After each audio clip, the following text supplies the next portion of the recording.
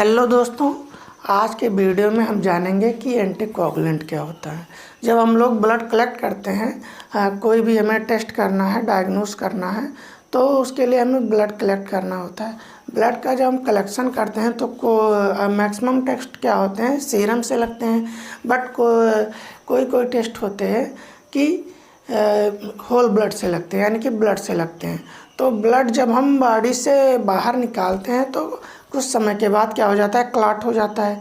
तो क्लॉट ना हो, क्लॉट को रोकने के लिए हम एक केमिकल का यूज करते हैं जिसे हम लोग एंटीकोगुलेंट बोलते हैं। ठीक है, तो आज के वीडियो में हम लोग एंटीकोगुलेंट के बारे में जानने वाले हैं। ठीक है दोस्तों, आइए बात करते हैं कि एंटीकोगुलेंट होता क्या है या इसकी मीनिंग क्या होती है। ठीक है, एंटीकोगुलेंट की बात करें दोस्तों, एंटी मीन्स अगेंस्ट और कोगुलेंट मीन्स होता है क्लॉट या फिर coagulation.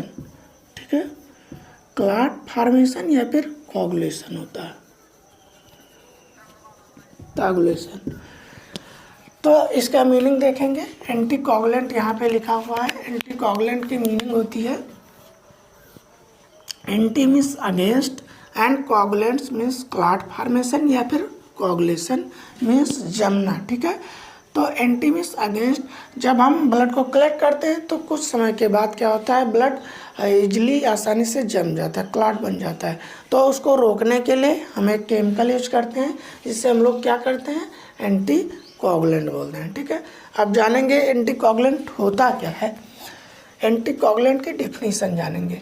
When blood is collected it clot spontaneously. ठीक है, क्या होता है, जब हम ब्लड को कलेक्ट करते हैं तो अचानक क्या होता है, आफ्टर सम टाइम, कुछ समय के बाद क्या बन जाता है, क्लॉट बन जाता है। ठीक है, when blood is collected it spontaneously after some time, क्या हो जाता है, जब हम ब्लड कलेक्ट करते हैं तो कुछ समय के बाद अचानक क्या हो जाता है, जम जाता है। ठीक है, तो अब क्या किसकी ज़रूरत होती है, हमें एंटीकोगुलेंट की ज़रूरत होती है जिससे कि हमारा ब्लड जमे ना, क्लॉट ना बने।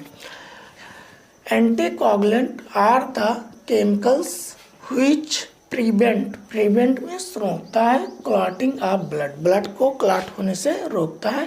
व्हेन मिक्स्ड विद ब्लड, जब हम ब्लड के साथ में एंटीकोगुलेंट को मिला देते हैं तो क्या होता है, ब्लड को क्लॉट होने से रोक देता है। ठीक है, एंटीकोगुलेंट के मीनिंग हो गई अगेंस्ट कोगुलेंट, मतलब क्लॉट को बनने से रोकता है। और इसका परिभाषा हो गया कि जब हम ब्लड को कलेक्ट करते हैं कुछ समय के बाद ब्लड क्लॉट हो जाता है, उसी को रोकने के लिए हम एक केमिकल का यूज करते हैं जिसे हम लोग क्या बोलते हैं, एंटीकोगुलेंट बोलते हैं। ठीक है, अब हम बात करेंगे कि रोल क्या होता है, यूज क्या है एंटीकोगुलेंट का। ठीक है, तो पहला पॉइंट है anticoagulant play vital role in performing the test. क्या करता है, हमें कोई भी टेस्ट परफॉर्म करना है होल ब्लड से तो एंटीकोगुलेंट बहुत इंपॉर्टेंट रोल अदा करता है। ठीक है, अगला पॉइंट है anticoagulant is also used as medicine.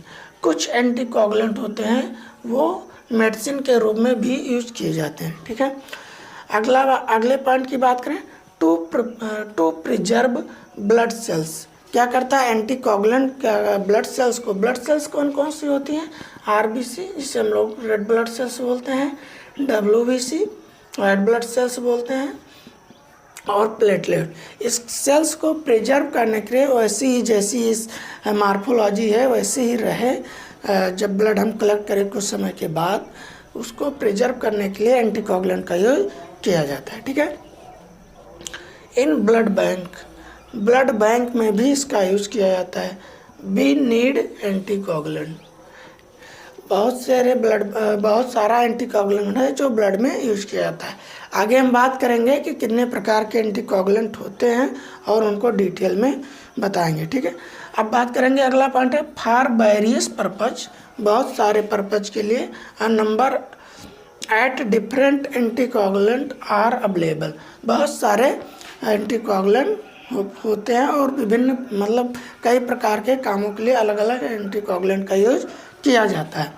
अगला पॉइंट है many haematological test require unclotted blood.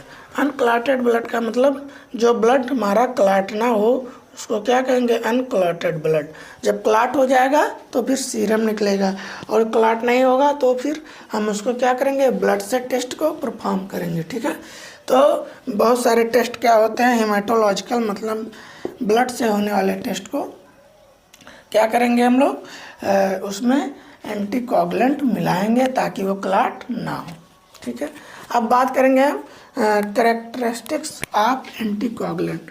जो एंटीकोगुलेंट होता है उसका मेन कैरेक्टर क्या होता है, उसका मेन फीचर क्या होता है। ठीक है,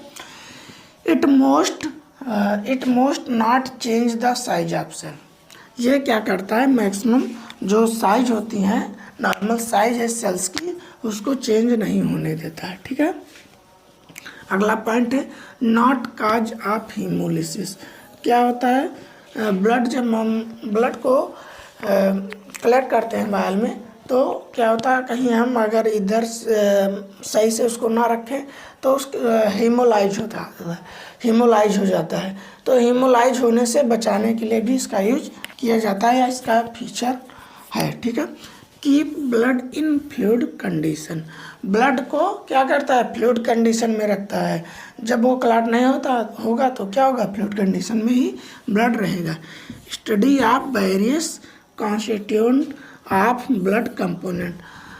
बहुत सारे ब्लड के कॉन्स्टिट्यूएंट को स्टडी करने के लिए एंटीकोगुलेंट का यूज किया जाता है। स्टडी ऑफ कोआगुलेशन, कुछ कोआगुलेशन प्रोफाइल होती है, टेस्ट होती है, उनको भी, जैसे कि कोआगुलेशन स्टडी के लिए भी इसका यूज किया जाता है। ठीक है, preservation of blood in blood bank. Blood bank में ब्लड को प्रिजर्व करने के लिए, ब्लड आज हमने निकाला, कल तो तुरंत उसको पेशेंट को या रिसीव करने वालों को तुरंत चढ़ नहीं जाएगा उसको, तो क्या होगा, कुछ समय के लिए प्रिजर्व करने के लिए ब्लड बैंक में भी बहुत सारे एंटीकोगुलेंट यूज किए जाते हैं।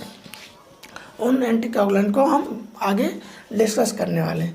तो हमने देखा कि एंटीकोगुलेंट की मीनिंग क्या होती है, एंटीकोगुलेंट की डेफिनेशन क्या होती है, और इसका रोल क्या है, यूज क्या होता है। ठीक है, अब हम बात करेंगे कि एंटीकोगुलेंट जो होता है वो कितने प्रकार का होता है। ठीक है, फिर एक एक करके हम उसको डिटेल में डिस्कस करेंगे।